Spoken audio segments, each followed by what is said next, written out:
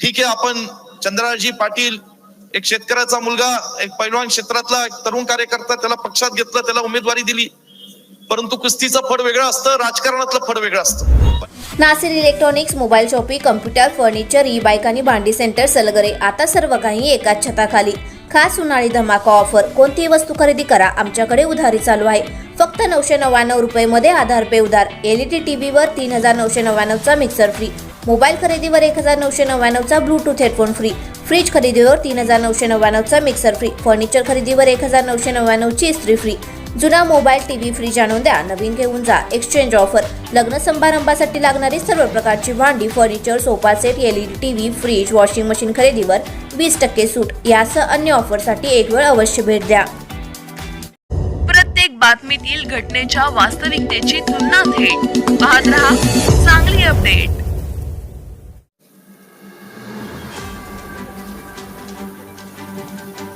बरीच उत्सुकता सांगली शहरातल्या आणि सांगली जिल्ह्यातल्या नागरिकांमध्ये लागलेली आहे की आजच्या सभेमध्ये जो प्रत्येक वक्ता आपलं मनोगत मांडणार आहे, तो वक्ता नेमकं काय बोलणार आहे. साहेब, आपल्या परवानगीने मी नम्रपणे आपल्याला आपल्या सर्वांच्या समोर काही गोष्टी मांडणार आहे. मी सांगली जिल्ह्यामध्ये युथ काँग्रेसच्या चळवळीतनं लोकांचा आशीर्वाद घेऊन, कार्यकर्त्यांची साथ घेऊन गेल्या 20-22 वर्षापासून काम करत आहे. व्यक्तिगत माझ्या जीवनामध्ये माझे वडील स्वर्गीय पतंगरावजी कदम साहेब यांचा एक आदर्श,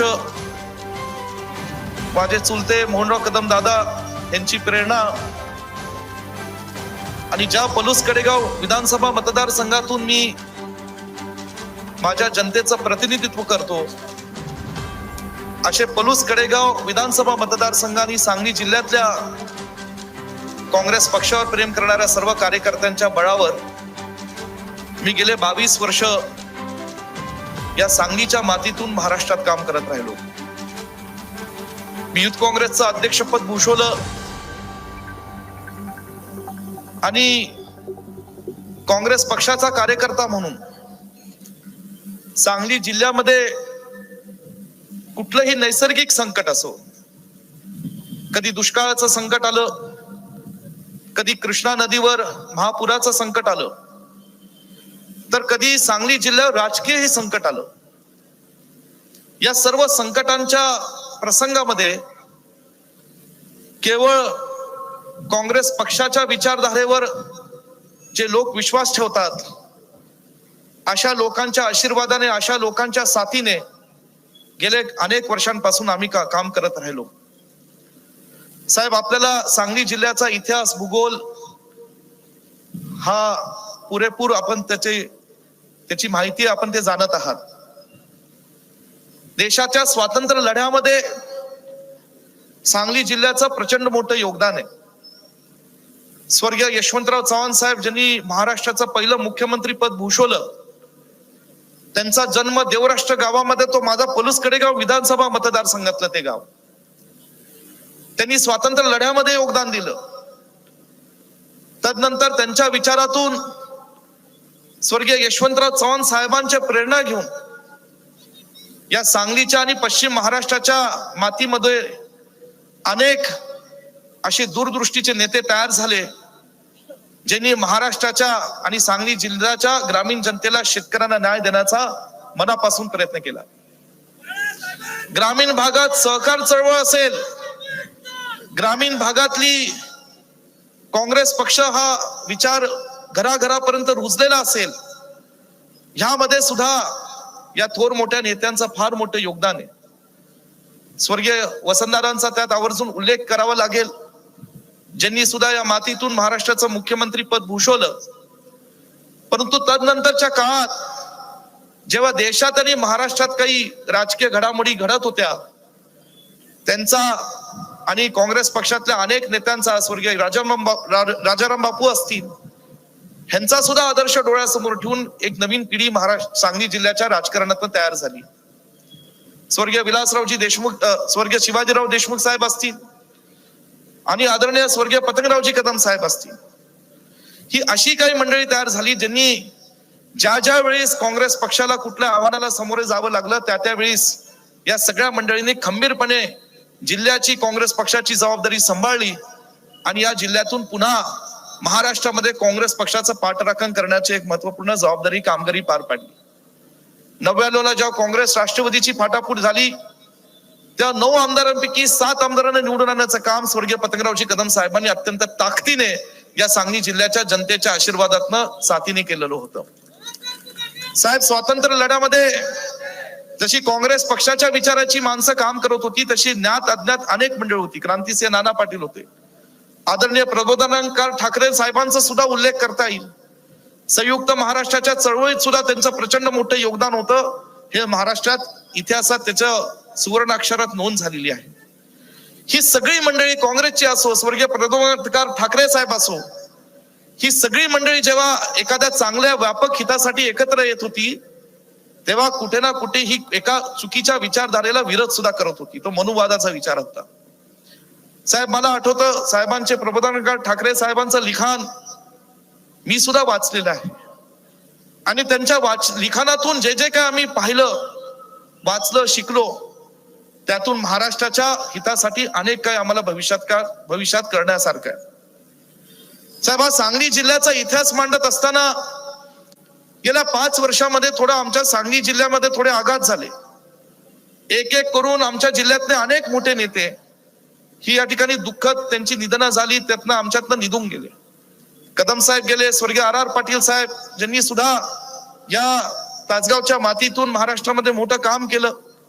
शिवाजीराव देशमुख साहेब असतील, स्वर्गीय मदन पाटील असतील, ज्यांनी या सांगली शहराचं, मिरजेचं चांगलं खंबीर असं नेतृत्व केलं. ही सगळी मंडळी आमच्यावर निघून गेली आणि या सांगली जिल्ह्याची जबाबदारी आमच्यासारख्या तरुण पिढीवर आली. पूर्वीचा काळ वेगळा होता साहेब. आपला शिवसेना पक्ष हा भाजप सोबत होता, त्यावेळेस काँग्रेस राष्ट्रवादीचा वेगळा संघर्ष होत होता. परंतु 2019ला महाराष्ट्राच्या इतिहासामध्ये एक नवा इतिहास घडला आणि शिवसेना हा पक्ष आपल्या नेतृत्वाखाली चुकीच्या गोष्टीला विरोध करण्याकरता, फसव्या राजकारणाला विरोध करण्याकरता आपण काँग्रेस राष्ट्रवादी सोबत एकत्रित येऊन राज्यामध्ये महाविकास आघाडीचं सरकार स्थापन केलं. हे सरकार स्थापन करत असताना आपण मुख्यमंत्री पदाची ही जबाबदारी तुमची व्यक्तिगत इच्छा नसताना, साहेब मी हे बोलून दाखवतो कारण थोडंसं कदाचित तुम्हाला आवडणार नाही, तुमची इच्छा नव्हती, तुम्हाला मनापासून वाटत होतं शिवसेनेच्या एका कार्यकर्त्याला हे पद मिळावं, कारण पदाचा तुम्हाला लोभ नाही, आम्ही सगळे जाणतो. परंतु सगळ्या महाराष्ट्राला वाटलं की एका अत्यंत ज्याला समाजामध्ये एक प्रतिष्ठा आहे, मान आहे, सन्मान आहे, अशा व्यक्तीला हे मुख्यमंत्री पद मिळावं म्हणून ती जबाबदारी तुम्ही स्वीकारली. महात्मा ज्योतिराव फुलेंच्या नावाने महाराष्ट्रातल्या ग्रामीण भागातल्या शेतकऱ्यांना कर्जमाफीच्या माध्यमातून आधार देण्याचं तुम्ही काम केलं. मी त्या काळात सहकार राज्यमंत्री होतो, त्याची अंमलबजावणी आपल्या सरकारने चांगली केली. आपल्या सरकारला विकासाची गती येत असताना अचानकपणे कुणाची तरी दृष्ट लागली आणि पुन्हा या सरकारमध्ये या ठिकाणी जो काही कामकाज होतं त्याला कुठेतरी मी म्हणेल असा खीळ पाडण्याचा एक चुकीचा प्रयत्न झाला. कोरोनाच्या काळामध्ये आपल्या नेतृत्वाखाली जे सरकारने काम केलं, आम्हाला सातत्याने कॅबिनेटच्या मीटिंग मध्ये सांगत होता, अधिकाऱ्यांना सांगत होता की विकास कदाचित आज ना उद्या होऊ शकेल, पण ज्या माणसांनी, ज्या मराठी लोकांनी आपल्याला आशीर्वाद दिला, सरकार चालवण्याची जबाबदारी दिली, त्या मराठी लोकांच्या, त्या माणसांची या ठिकाणी आरोग्य सेवा करणं कोरोनाच्या काळात, त्यांच्या प्राण्याचं संरक्षण करणं त्या काळात, ही आपली नैतिक जबाबदारी आहे आणि ती आपण आदरणीय उद्धव साहेब अत्यंत समर्थपणे पार पाडली. हे महाराष्ट्राला त्या ठिकाणी आम्ही सगळेजण साक्षीदार आहोत. कोरोना काळातली जी आपली माणुसकी आहे, जी आपली भावना आहे, ती सगळी आम्ही त्यावेळेस पाहिली आणि म्हणून 2-2.5 वर्ष आपण सगळे एकत्रित काम करत होतो, पण एकत्रित काम चांगलं करत होतो हे कुणाला बघवलं नाही.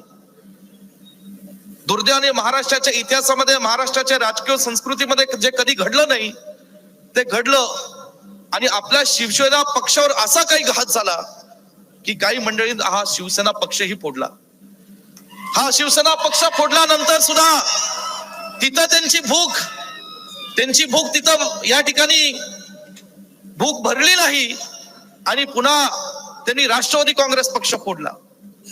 हे सगळं आपल्या डोळ्यासमोर होत होतं साहेब.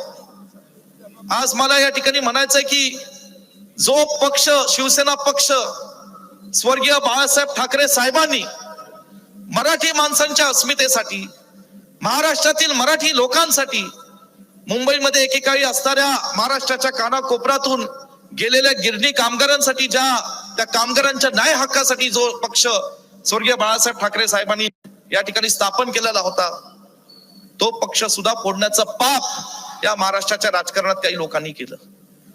खरं सांगायचं साहेब, महाविकास आघाडी तरी कुठे कमी पडली नाही. विरोधी पक्ष म्हणून जे काही नियतीने आपल्यावर घात घातला त्याच्यातनं सुद्धा सावरून आपण सगळे एकत्रित काम करत होतो, पण ते सुद्धा लोकांना बघवलं नाही. म्हणून त्यांनी आपल्यातला एक सहयोगी पक्ष तिसरा राष्ट्रवादी काँग्रेस पक्ष हा सुद्धा फोडण्याचं पाप केलं आणि महाराष्ट्राच्या राजकारणाला एक चुकीचं गालबोट लावलं. साहेब, मला एकच सांगायचंय, आज महाराष्ट्राची जी जनता ही महाविकास आघाडीने जो कौल देतीये, जे सातत्याने तुम्हाला जनतेतनं उठाव दिसतोय, हा उठाव या महाराष्ट्राच्या जनतेला जे घडलं मागच्या काही वर्षभरामध्ये ते त्यांना कदापि मान्य नाही. आणि येणाऱ्या लोकसभेच्या निवडणुकीत आणि पुढे येणाऱ्या विधानसभेच्या निवडणुकीत ही महाविकास आघाडीच्या पाठीशी खंबीरपणे उभं राहण्याचं काम ही महाराष्ट्राची जनता करेल, हा मला विश्वास त्या निमित्ताने वाटतो. जाईल तिथे आज उठाव जनतेचा दिसतो. लोकांच्या मनात एक सुप्त लाट आहे, ही सुद्धा आम्हाला जाणवते. ही लाट जाणवत असताना साहेब, कुठेतरी गेले 6 महिने मी मगाशी म्हणालो तसं आम्ही जिल्ह्यातले तरुण पिढीतले काँग्रेसचे कार्यकर्ते फार खंबीरपणे काम करत होतो. आम्ही आशा बागळली. लोकशाहीमध्ये प्रत्येक जण आपापल्या मतदारसंघात, आपल्या जिल्ह्यात, आपल्या क्षेत्रात काम करत असताना प्रत्येकाला वाटत असतं आम्हाला आमचा न्याय मिळावा, हक्क मिळावा, आणि म्हणून ही जागा काँग्रेस पक्षाला मिळावी म्हणून आम्ही लढत होतो. आमचा तो अधिकार होता आमच्या पक्षश्रेष्ठींकडे की ही जागा काँग्रेस पक्षाला मिळावी, या ठिकाणी आम्ही ते मांडत होतो. दुर्दैवाने या ठिकाणी महाविकास आघाडीच्या वरिष्ठ पातळीवर त्या चर्चेतनं शेवटपर्यंत ही भूमिका घेऊन या ठिकाणी ती जागा आम्हाला मिळाली नाही. जे काय राज्य पातळीवर झालं असेल त्यात काही गैरसमज झाले असतील. मला काँग्रेस पक्षाच्या वरिष्ठ नेत्यांनी आशा दाखवली की विश्वजित, ही जागा मांडण्याकरता तू शेवटपर्यंत प्रयत्न करत राहा, आम्हीही प्रयत्न करत राहतो. आणि म्हणून हे सगळं थोडस गेल्या महिन्याभरात 2-3 महिन्याभरात हे वातावरण तापलं. साहेब, आज मला एवढंच सांगायचंय, ठीक आहे, आपण चंद्ररावजी पाटील एक शेतकऱ्याचा मुलगा, एक पैलवान क्षेत्रातला एक तरुण कार्यकर्ता, त्याला पक्षात घेतलं, त्याला उमेदवारी दिली, परंतु कुस्तीचं फड वेगळं असतं, राजकारणातलं फड वेगळं असतं. आणि सांगली जिल्ह्यातलं या ठिकाणी राजकीय फड असं आहे की इथं तयार असलेले मल्लच या ठिकाणी यशस्वी होतात. आणि म्हणून आपल्याला सांगायचंय की तुम्ही या ठिकाणी महाविकास आघाडीची जबाबदारी म्हणून आज तुम्ही आमच्यावर जे काही विश्वासाने दिलेले आहे, यामध्ये तिन्ही पक्ष, फक्त काँग्रेस नाही, राष्ट्रवादी काँग्रेस पक्षाचे सर्व कार्यकर्ते सुद्धा मला खात्री महाविकास आघाडीचा धर्म करून या ठिकाणी पार पाडतील. साहेब, मला एवढंच सांगायचं आहे की आज जेव्हा काँग्रेस पक्षाचा कार्यकर्ता म्हणून मी माझ्या भावना मांडत होतो, मला माहिती आहे 2च मिनिटात मला संपवायचं आहे, परंतु लोकांच्याही काय भावना आहेत आणि त्या या ठिकाणी मांडणं साहेब आवश्यक आहे. मी जेव्हा मांडत होतो तेव्हा मला माहिती आहे की महाविकास आघाडीच्या ज्या काही अडचणी असतील, जागा वाटप असतील, तुम्ही विदर्भात 1-2 जागा काँग्रेस पक्षाने द्या, सगळ्या गोष्टींची आमच्या कल्पना आहेत, वरिष्ठ नेत्यांना कल्पना आहे. परंतु कुठेतरी आम्हाला तळमळ मनामध्ये होती की यंदा आम्हाला ही जागा लढवायला हवी होती. तरी सुद्धा साहेब, हा निर्णय महाविकास आघाडीचा आता आम्ही मान्य करतोय. जे काय आम्हाला राहिलेल्या कमी दिवसांमध्ये जेवढं शक्य असेल तेवढा लोकांपर्यंत पोहोचण्याचा आम्ही प्रयत्न करतोय. उमेदवारांनी त्याच्या पद्धतीने कष्ट घ्यायला हवे, मित्र पक्षाने सुद्धा त्यांच्या पद्धतीने त्यांचे कार्यकर्ते कामाला लावायला हवे, हे सगळं मान्य आहे. साहेब, एवढंच सांगतो की महाराष्ट्राचा तुमच्याकडे बघण्याचा दृष्टिकोन वेगळा आहे. आज शरद पवार साहेबांवर सुद्धा जो घात झालेला आहे त्याच्या बाबतीत एक मोठी सहानुभूती लोकांमध्ये. आज आमचे नेते राहुलजी गांधींनी जी भारत जोडो यात्रा 3,500 किलोमीटरची काढली, त्याच्या बाबतीत लोकांची आस्था आणि त्याच्या बाबतीतलं राहुलजींच्या बाबतीतलं एक आकर्षण वेगळं आहे. आणि आज तुमच्याकडे सुद्धा महाराष्ट्राचा एक वाघ म्हणून या ठिकाणी पाहण्याची आज जे लोकांचा दृष्टिकोन आहे. पण जसे तुम्ही वाघ आहात साहेब, तसे सांगली जिल्ह्यातले आम्ही सुद्धा वाघ आहोत, एवढंच मला सांगायचंय. आणि वाघ म्हणून जे काय आम्हाला या ठिकाणी महाविकास आघाडीचा धर्म पाळायचा आहे तो पाळण्याचा निश्चितपणे प्रयत्न करू. आणि ते केला जाईल, ते कृतीमध्ये दिला जाईल एवढंच तुम्हाला प्रामाणिकपणे सांगतो आणि माझे 2 शब्द इथंच थांबवतो. जय हिंद, जय महाराष्ट्र.